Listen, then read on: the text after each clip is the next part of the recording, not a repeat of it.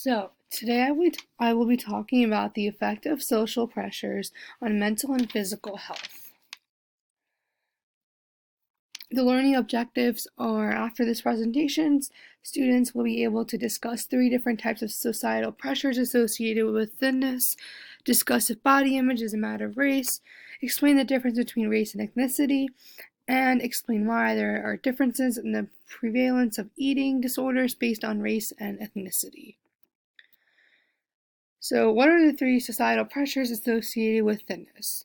There are many societal pressures that factor into body image, the image of achieving the ultimate thinness. There can be pressures from your family, the media, and just the culture all around you. Society plays such a crucial role in a topic like this. So, society and thinness. So what role does society play? So like I mentioned, society plays such a crucial role in this. So as humans, we feed off the self-acceptance of others, and we are willing to do anything to get self-acceptance from anyone. So whether it be acceptance for the materialistic things that you have or acceptance of your body image, the image that we need to fit in society in order to be accepted and be a part of society. Acceptance is the fundamental human need.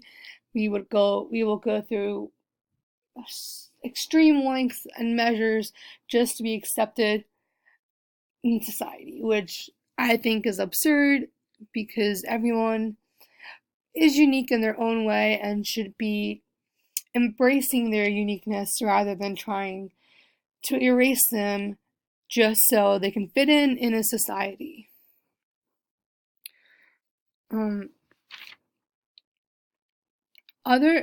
Another aspect of society that plays a huge role when it comes to body image is the media. So, the media. The media also plays a crucial role when it comes to this. The media is everywhere. There are advertisements anywhere and everywhere you go. Everyone sees them despite your age, your race, your gender, everything. Everyone sees media. Everyone is exposed to it. Everyone is constantly around it. Our lives are built around the media. So the media advertises for so many different things, whether it be movies or new products. And it's really funny because when these things are being advertised, if you notice, all the models that are being used are all thin. They all have the same body image. The companies are all promoting a body image. A certain way you have to be in order to use this product for, say, someone can interpret it that way. Oh, I'm not thin, so I can't wear this dress. That's what people get out of that. When media is advertising a certain product, and if you don't look like the model in there, then you can't get it. That's how people might interpret it, and people, unfortunately, think this way, and they will go through extreme measures to alter their body images just so they can look at that model as being advertised for that certain product. For example, say that there's a new movie out and the lead role is a female and she's being advertised in a certain way. Her image is your usual thin, long hair, perfect complexion, girly and all that.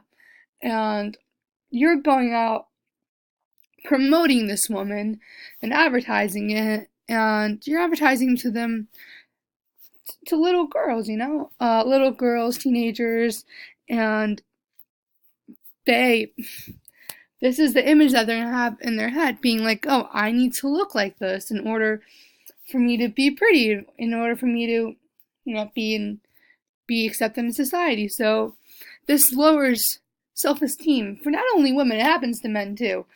It lowers their self-esteem if they don't look like what's being advertised in the media. Which like I mentioned, is the shame that people will go through extreme measures to change themselves in order to look a certain way, when we're all created differently, because we're all unique, and our uniqueness is what makes us us. And people really believe that you have to change that in order to be accepted in society, but it's your uniqueness and individualism that makes you you. And there's only one of you, so why would you want to go out and change that? The media is just promoting a certain image every single time. There's no alterations being done to this image. So people just want to be the image that's being advertised, thinking that if I ever want to, if someone wants to be an actress or an actor or a model or something, and if they don't look like that image that is being advertised, thousands and thousands of different ads, then she thinks she has no chance of being a model. What role, and moving on, what role does family play in this? Family does play a big role in this. Family affects the environment that you grow up in. It affects how your self-esteem is built. So going more in depth into that is that when you grow up, you're taught at a certain age how to dress and what to act like and what's right or wrong for you. And like the example that I mentioned in my presentation is that, say that you're eating, we'll take eating habits here, and say that you go out and eat McDonald's, then and then you're unhealthy for that, and then if you eat a salad, you're going to get praised. So basically, your family is your initial exposure to all of this.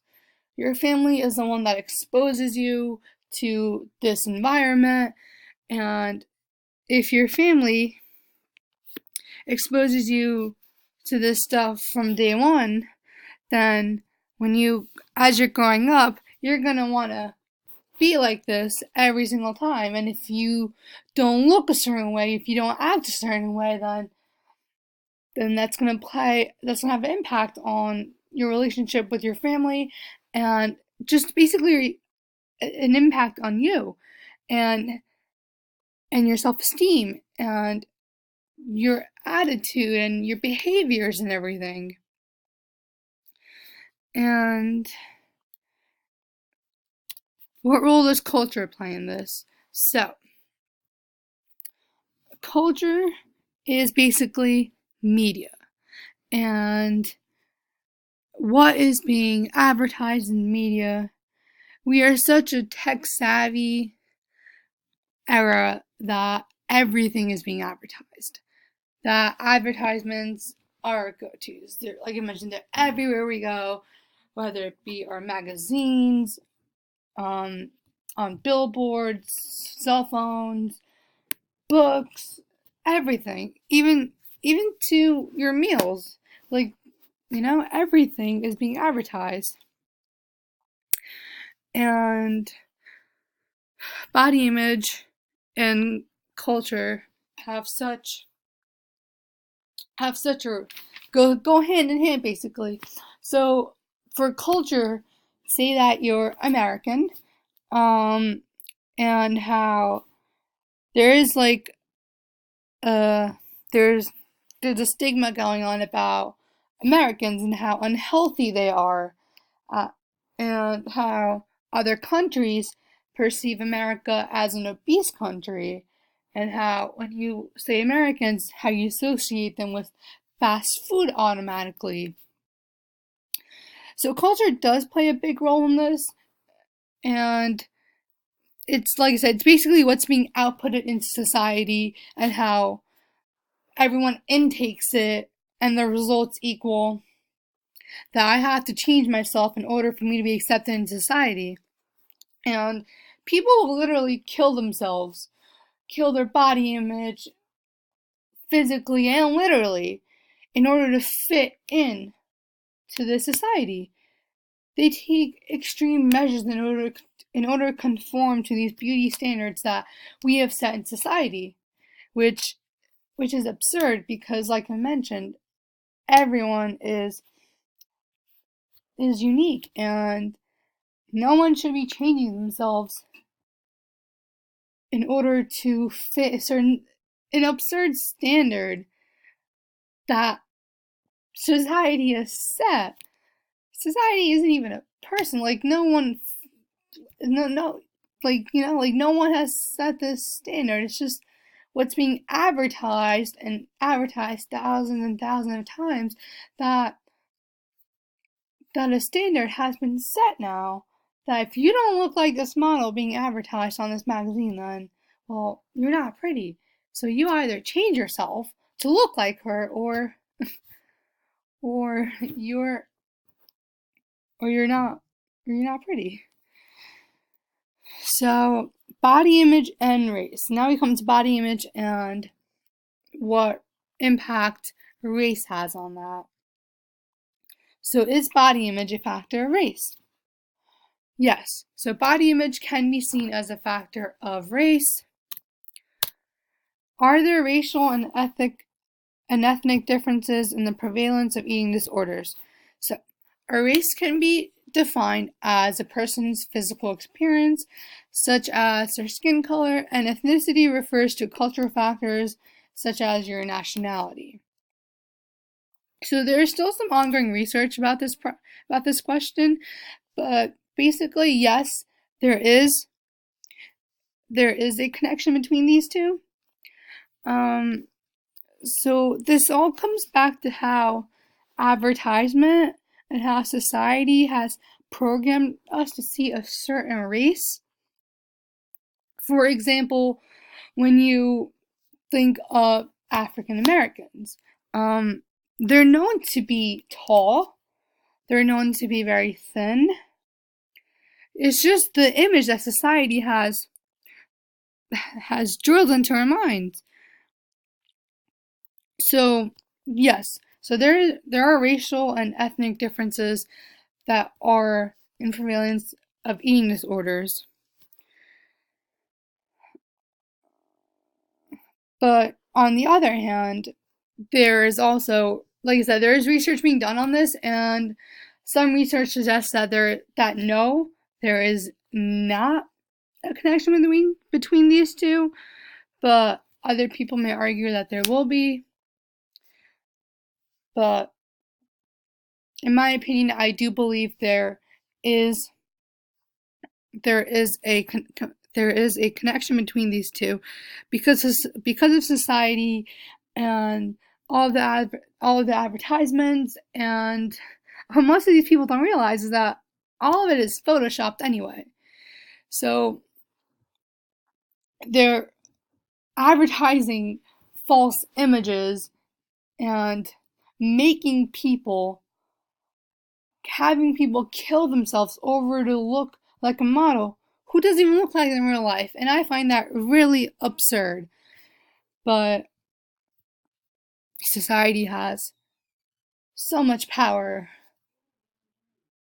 nowadays that it is so powerful to the point that it will bring people down if they do not look like what is being advertised. So, yep.